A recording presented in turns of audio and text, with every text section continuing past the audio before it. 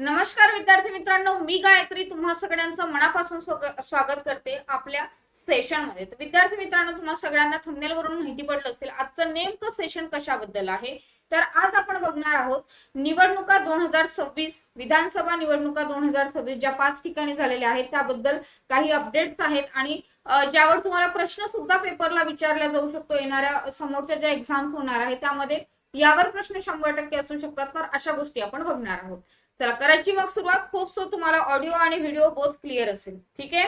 चला विद्यार्थी मित्रांनो, पहिले आपण बघणार आहोत पॉंडिचेरी बद्दल। पॉंडिचेरी रिझल्ट 2026, ठीक आहे। तर विद्यार्थी मित्रांनो, इथे बघा तुम्हाला दिसतंय टोटल सीट्स किती आहेत। तर टोटल सीट्स इथे आहेत 30 जागा आहेत, ठीक आहे। तुम्हाला असा साधा सरळ सोपा प्रश्न विचारला जाईल आणि तो प्रश्न असा असेल की पॉंडिचेरी मध्ये किंवा सगळ्यात कमी सीट्स असलेला विधानसभा सीट्स असलेला केंद्रशासित प्रदेश कुठला, तर तो आहे पॉंडिचेरी जिथे 30 जागा आहेत। त्यानंतर सगळ्यात कमी विधानसभा सीट असलेलं राज्य कुठलं, तर राज्य म्हटलं तर सिक्कीम आहे जिथे 32 आहे, ठीक आहे। राज्य जर म्हटलं मित्रांनो तर राज्य आहे सिक्कीम जिथे 32 जागा आहेत, ठीक आहे। चला करूया सुरुवात। तर विद्यार्थी मित्रांनो, एआयएनआरसी डीएमके एआयएनआरसी ला 12 जागा मिळालेल्या आहेत, डीएमके 5 जागा, बीजेपी 4 जागा, टीव्हीके 2 जागा, आयएनसी 1, एलजेके 1 आणि अदर आहेत 5, ठीक आहे। तर ह्या पद्धतीने जागांचं विभाजन झालेलं आहे। आणि विद्यार्थी मित्रांनो, तुम्हाला सगळ्यांना माहिती आहे की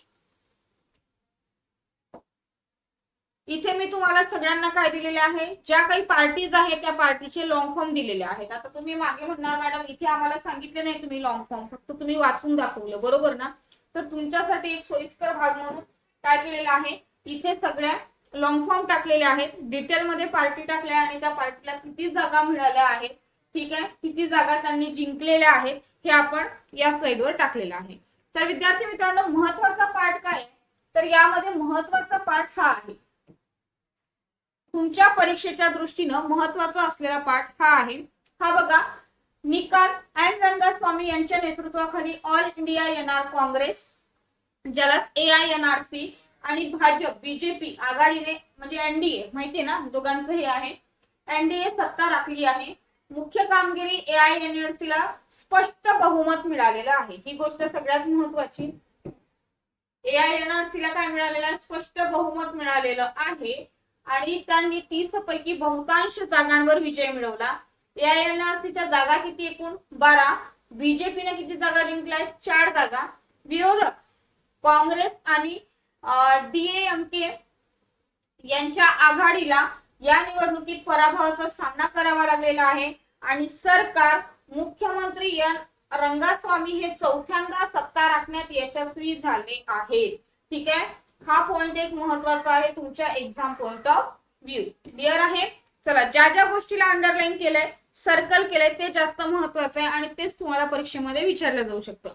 म्हणजे एन रंगास्वामी मुख्यमंत्री होण्याची पुन्हा काय त्यांना चान्स आहे। मुख्य कामगिरी एआयएनआरसी ला 12 जागा मिळालेल्या आहेत आणि बीजेपीला काय आहे 4 जागा आणि एनडीएने सत्ता राखलेली आहे कुठे, पॉंडिचेरी मध्ये, ठीक आहे। आपण पॉंडिचेरी बद्दल बोलतोय, डन आहे मित्रांनो। चला आता थोडक्यात एक माहिती बघूया। सुरुवात त्यांनी आपला राजकीय प्रवासाची सुरुवात केली होती भारतीय राष्ट्रीय काँग्रेस आयएनसी मधून केली आणि 1991 मध्ये ते पहिल्यांदा आमदार म्हणून निवडून आले। कोण, एन रंगास्वामी बद्दल बोलतोय, ठीक आहे। त्यानंतर बघा पक्ष स्थापना काँग्रेसमधील अंतर्गत मतभेदांमुळे त्यांनी 2011 मध्ये स्वतःचा नवीन पक्ष स्थापन केला ज्याचे नाव ऑल इंडिया एनआर काँग्रेस म्हणजेच एआयएनआरसी असे दिले। मग हा जो नवीन पक्ष आहे हा नवीन पक्ष त्यांनी 2011 मध्ये स्थापन केलेला, ठीक आहे। स्वतंत्र पक्ष त्यांनी स्थापन केला आणि ज्याचं नाव दिलं ऑल इंडिया एआयएनआर काँग्रेस, ठीक आहे। चला पुढे बघा, मुख्यमंत्री पद ते पुदुचेरीचे एकूण 4 वेळा मुख्यमंत्री राहिले, 2001 ते 2006, 2006 ते 2008, 2011 ते 2016 आणि 2021 पासून सध्यापर्यंत ते मुख्यमंत्री राहिलेले आहेत, ठीक आहे। चला त्यानंतर दुसरी महत्वाची गोष्ट बघा मित्रांनो, मे 2026 मध्ये झालेल्या विधानसभा निवडणुकीत रंगास्वामी यांच्या नेतृत्वाखाली एनडीए म्हणजे हे दोन, ठीक आहे, AINRC आणि बीजेपी एनडीए आघाडीने पुन्हा एकदा विजय मिळवला आहे आणि या विजयामुळे ते 5व्यांदा मुख्यमंत्री पदाची शपथ घेण्याची शक्यता आहे. कोण? एन रंगास्वामी, ठीक आहे. आणि चला, हे सगळं लक्षात आलंय विद्यार्थी मित्रांनो. तर तुम्हाला प्रश्न विचारला जाऊ शकतो किती वेळा मुख्यमंत्री राहिले, ठीक आहे, सुरुवातीत त्यांच्या पक्षाची स्थापना कधीची आहे, त्यानंतर पुदुचेरीला म्हणजे पॉंडिचेरीला एकूण जागा किती आहेत, त्यानंतर बहुमतांनी म्हणजे सर्वात जास्त जागा कोणी घेतल्या आहेत, कोणत्या पक्षाने घेतलेल्या आहेत, ठीक आहे. हे सगळे प्रश्न पडू शकतात जे की आपण एक्झाम पॉइंट ऑफ व्ह्यू महत्वाचे असलेले कव्हर केलेले आहे, ठीक आहे. इथपर्यंत लक्षात आलं असेल तर पुढचा पॉइंट आपण बघणार आहोत तामिळनाडू असेंब्ली, ठीक आहे. तामिळनाडू बद्दल आपण बघणार आहोत. तामिळनाडूचं कोण दिसतंय तुम्हाला सांगा रे, चला सांगा फास्ट मध्ये. हे दोन चेहरे तुमच्या ओळखीचे आहे आणि तामिळनाडूची सध्या चर्चा सुद्धा चालू आहे, कारण विजय थलापती, बरोबर. चला पुढे बघा, तामिळनाडूच्या टोटल जागा किती, तर 234 जागा आहे मित्रांनो. त्यानंतर TVKने 108 जागा घेतलेल्या आहेत, सर्वाधिक जागा घेतल्या आणि सर्वाधिक बहुमत मिळवलेलं आहे, 108 जागा TVKने. DMK 59, त्यानंतर ADMK 47, INC 5, PMK 4 आणि IUML 2, CPI 2, ठीक आहे. तर ह्या जागांचं डिव्हिजन कसं झालेलं आहे, कोणाला किती मिळाल्या कुठल्या पक्षाला, तर हे आपण इथे बघितलं. तर तुम्हाला लक्षात ठेवायचं आहे बहुमत मिळालेला पक्ष, ठीक आहे. आणि जो TVK आहे तमिलंगा वेट्री कसघाम समथिंग असं तरी त्याचा लॉंग फॉर्म आहे ह्या पक्षाचा, आणि 108 जागा मिळालेल्या आहे आणि बहुमत मिळवलेलं आहे, ठीक आहे. तर विद्यार्थी मित्रांनो आता पुढे बघूया, आणि हे सगळे पक्षाचे लॉंग फॉर्म आहेत जे की तुमच्या माहितीसाठी टाकलेले आहे, ते तुम्हाला विचारले जाणार नाही. पुढचा पॉइंट बघा रे, या निवडणुकीत 85.1% मतदान झालेले आहे, जे राज्याच्या विधानसभा निवडणुकीच्या इतिहासातील सर्वाधिक मतदान आहे, ठीक आहे. निकाल, भारतीय निवडणूक आयोगाने 4 मे 2026 ला निकाल घोषित केला. या निवडणुकीचा निकाल त्रिशुंक विधानसभा असा लागलेला आहे. नवोदित तमिलगा वेत्री कळमग हा पक्ष आहे TVK, ठीक आहे. हा सर्वात मोठा पक्ष म्हणून उदयाला आलेला आहे, ही सगळ्यात महत्वाची गोष्ट आहे, ठीक आहे. कुणाचा पक्ष आहे माहितीये तुम्हाला सगळ्यांना, विजय थलापती. तमिलगा वेत्री कळमग TVK हा सर्वात मोठा पक्ष म्हणून उदयाला आलेला आहे तामिळनाडूच्या निवडणुकीमध्ये, 108 जागा मिळवलेल्या आहेत. तमिळगा वेत्री कळमग पक्षाची स्थापना आणि पूर्ण नाव सगळं बघणार आहोत आपण. याचा मराठीत अर्थ तामिळनाडू विजय संघ असा होतो. त्यानंतर संस्थापक कोण आहेत, तर प्रसिद्ध अभिनेता विजय, ज्याला चाहते प्रेमाने काय म्हणतात, थलपती म्हणतात. हे त्याचं नाव नाही तर लोकांनी त्याला प्रेमाने संबोधलेलं एक नाव आहे. स्थापना विजय यांनी अधिकृतपणे 2 फेब्रुवारी 2024 ला या पक्षाची स्थापना केली होती. बघा फक्त 2 वर्ष झाले, 2026 मध्ये डायरेक्ट एवढा मोठा विजय प्राप्त केलेला आहे, ठीक आहे. 2024 ची स्थापना आणि 2026 ला भरघोस यश, खूप ऐतिहासिक कामगिरी आहे. तर 2026 ची निवडणूक तामिळनाडू विधानसभा निवडणुकीत विजय यांच्या TVK पक्षाने मोठी कामगिरी केली असून राज्यातील सर्वात मोठा पक्ष म्हणून सुद्धा उदयाला आलेला आहे. विजय यांनी आपल्या विजय मक्कल इयक्कम चाहता संघटना माध्यमातून अनेक वर्षांपासून समाज सेवा सुद्धा केलेली आहे. म्हणजे नुसतं ते काय अभिनेता होता असं नाही, तर समाज सेवा त्यांनी केलेली आहे. समाजसेवेचा त्यांना काय होता, एक जोड होता आणि याचा फायदा त्यांना याच राजकारणात झालेला आहे मित्रांनो, ठीक आहे. चला मग ही गोष्ट तुम्हाला माहिती असली पाहिजे. त्यांनी बऱ्याच काही नवीन घोषणा सुद्धा केल्या की म्हणजे ह्या निवडणुकीसाठी त्यांनी काही घोषणा केलेल्या आहेत. त्या घोषणा म्हणजे अशा की ज्यांची परिस्थिती नाहीये त्यांना लग्नामध्ये साडी, त्यानंतर 8 ग्रॅम सोनं, भरपूर काही आहे. छोटं बाळ असेल तर त्या बाळाला असं म्हणजे अशा गोष्टी केलेल्या आहेत की ज्या लोकांचं मन खरंच खूप अट्रॅक्ट करतील, ठीक आहे, तो त्यांचा एक भाग आहे.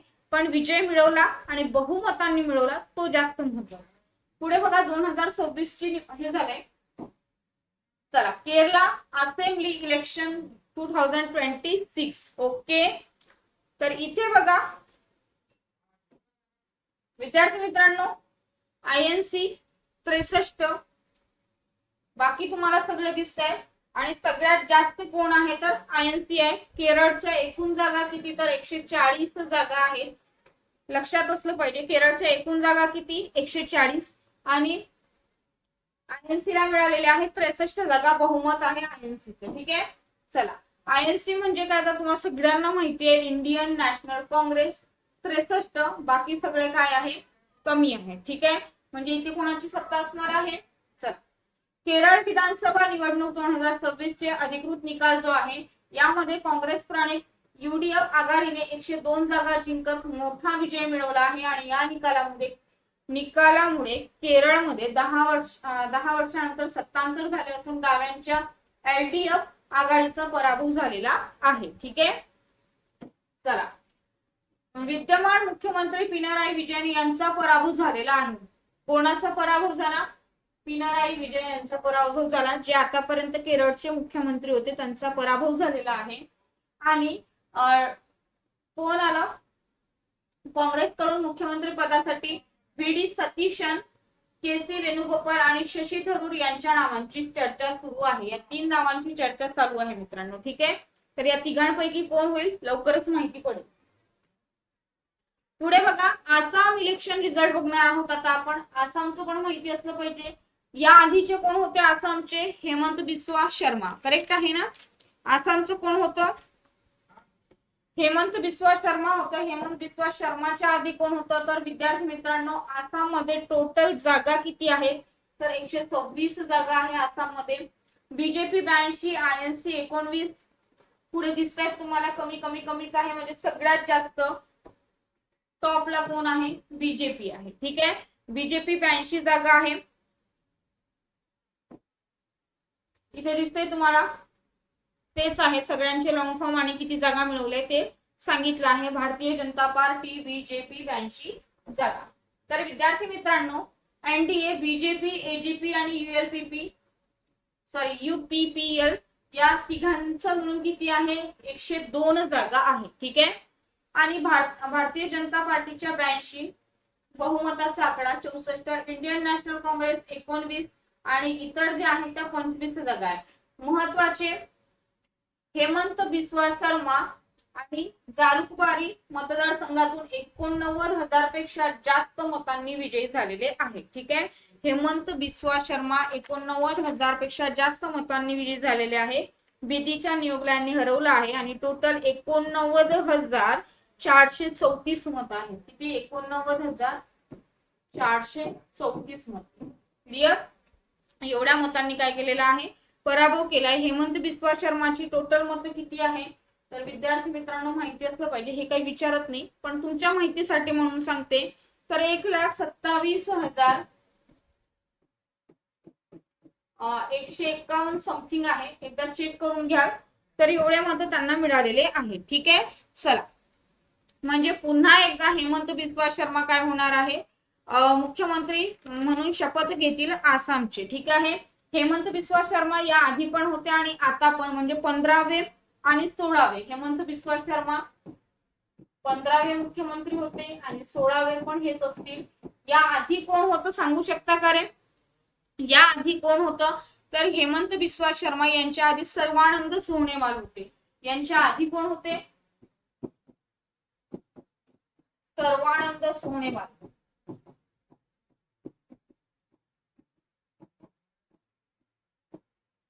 क्लिअर आहे? सर्वानंद सोनोवाल यांच्या आधी काय होते? मुख्यमंत्री म्हणून होते. आणि 15वे मुख्यमंत्री हेमंत बिस्वा शर्मा आणि 16वे पण तेच होण्याची शक्यता आहे. बहुमत त्यांनाच आहे, ठीक आहे. चला, पुढचा महत्वाचा पॉइंट तुमच्या समोर आहे आणि बऱ्याच जणांना घाई झाली असेल, मॅडम वेस्ट बेंगॉल बद्दल बघा ना. हा बघणारच, ठीक आहे. चला बघा, पुढे बघा. तर गौरव गोगोई काँग्रेस नेते ज्यांचा जोरहाट मतदारसंघातून पराभव झाला आहे, 9 एप्रिल 2026 रोजी एकाच टप्प्यात 85.96% मतदान झाले आणि निकाल आहे 4 मे 2026 ला. तर विद्यार्थी मित्रांनो, ज्या गोष्टीची तुम्हाला उत्सुकता होती, वेस्ट बेंगॉल इलेक्शन 2026 म्हणजे खूप मोठा इतिहास रचला आहे, एक ऐतिहासिक निकाल आहे हा, असं म्हणायला हरकत नाही. ठीक आहे. तर बघा, ममता बॅनर्जी दिसतंय. ओके. तर विद्यार्थी मित्रांनो, बीजेपीला 207 जागा, सगळ्यात मोठा पॉइंट आहे हा, सगळ्यात महत्वाची गोष्ट आहे. 207 जागा बीजेपीच्या आणि बाकी सगळं तुम्हाला दिसायला लागलंय. ठीक आहे. टोटल जागा किती आहेत तर 294 जागा आहे आणि बहुमताने कोण आहे, बीजेपीचा आहे. Clear. Bharatiya Janata party. Okay. चला पुढे बघा रे. बीजेपी पश्चिम बंगालमध्ये बहुमताने सत्तेत आला आहे. मुख्यमंत्री आणि तृणमूल काँग्रेस नेत्या म्हणजे ममता बॅनर्जी यांचा भवानीपूर मतदारसंघातून सुवेंदू अधिकारी यांनी पराभव केलेला आहे. आणि विद्यार्थी मित्रांनो, ही खूप मोठी गोष्ट आहे, कारण स्वातंत्र्यानंतर पहिल्यांदाच म्हणायला हरकत नाही बीजेपी पश्चिम बंगालमध्ये आहे. ठीक आहे. चला, भाजपचे यश. भाजपच्या नेतृत्वाने आणि प्रचार मोहिमेने ममता बॅनर्जी यांच्या बालेकिल्ल्याचा सुरुंग लावत ऐतिहासिक विजय मिळवलेला आहे. मी आधीच बोलले की ऐतिहासिक विजय आहे, खूप मोठी गोष्ट आहे ही. याचे श्रेय भाजपचे राज्य प्रभारी मंगल पांडे आणि इतर नेत्यांना दिले जात आहे. विरोधकांची स्थिती, धक्का बसला आहे, ऑब्विसली बसलाच असणार. ठीक आहे. आणि आणखी एक गोष्ट महत्वाची आहे, पश्चिम बंगालमध्ये 2024 मध्ये एका डॉक्टरवर रेप झाला होता. तिची जी आई आहे ती निवडून आलेली आहे पश्चिम बंगालच्या निवडणुकीमध्ये. तर तो पण एक पॉइंट तुम्ही माहिती असू द्या, कारण खूप मोठी गोष्ट आहे. एक सर्वसाधारण महिला, तिची जी आई होती, तिला एक चान्स देण्यात आला आणि ती निवडून आली. ठीक आहे. चला, तर विद्यार्थी मित्रांनो, हे जे काही अपडेट्स होते ते आपण अपडेट्स बघितले. आपलं सेशन इथे संपलेलं आहे. बऱ्यापैकी सगळे आपण अपडेट कव्हर करण्याचा प्रयत्न केलेला आहे. तर आणखी जर काही अपडेट असेल तर ते तुम्हाला शॉर्टच्या माध्यमातून किंवा लेक्चरच्या माध्यमातून तुमच्यापर्यंत 100% पोहोचतील. तर आपण पश्चिम बंगाल आहे, तामिळनाडू आहे, पॉंडिचेरी आहे, आसाम आहे, केरळ आहे, सगळं बघितलेलं आहे. ठीक आहे. तर विद्यार्थी मित्रांनो, सगळ्या गोष्टी तुमच्या पेपरच्या दृष्टीने महत्वाचं आहे. लेक्चर आवडलं असेल तर जास्तीत जास्त लोकांपर्यंत शेअर करा आणि सोबतच लेक्चरला लाईक पण करायचं आहे. आणि अशा छान अपडेटसाठी तुम्हाला हे चॅनल सबस्क्राईब सुद्धा करायचं आहे. आणि सगळ्यात महत्वाची गोष्ट की आपल्या टेक्स्टबुकच्या प्लॅटफॉर्मवर तुम्हाला पेड लेक्चर मध्ये खूप सगळे एकदम चांगली फॅकल्टी, सगळ्या गोष्टी एकदम बेस्ट असतील. तर येणाऱ्या परीक्षेची तयारी करण्यासाठी तुम्ही कमी पैशामध्ये छान पद्धतीने तयारी करू शकता. वेगळं सबस्क्रिप्शन घेण्याची गरज नाही, एकच सबस्क्रिप्शन घ्यायचं आणि 375 प्लस एक्झामचा ऍक्सेस मिळतो, ज्यामध्ये live recorded class, mock test, test series, PDF note, सगळं काही मिळतंय तुम्हाला. तर विद्यार्थी मित्रांनो, काय करायचंय, चॅट बॉक्स मध्ये लिंक असेल त्या लिंकवर क्लिक करा किंवा ऍप मधून जात असाल तर गायत्री 25 हा कुपन कोड यूज करा. 100% तुमची ऍडमिशन फिक्स होईल आणि कमी पैशामध्ये होईल. ठीक आहे. मॅक्झिमम डिस्काउंट सुद्धा तुम्हाला मिळणार आहे. गायत्री 25 हा कुपन कोड यूज करायचा. ओके. चला, बाय बाय. थांबते.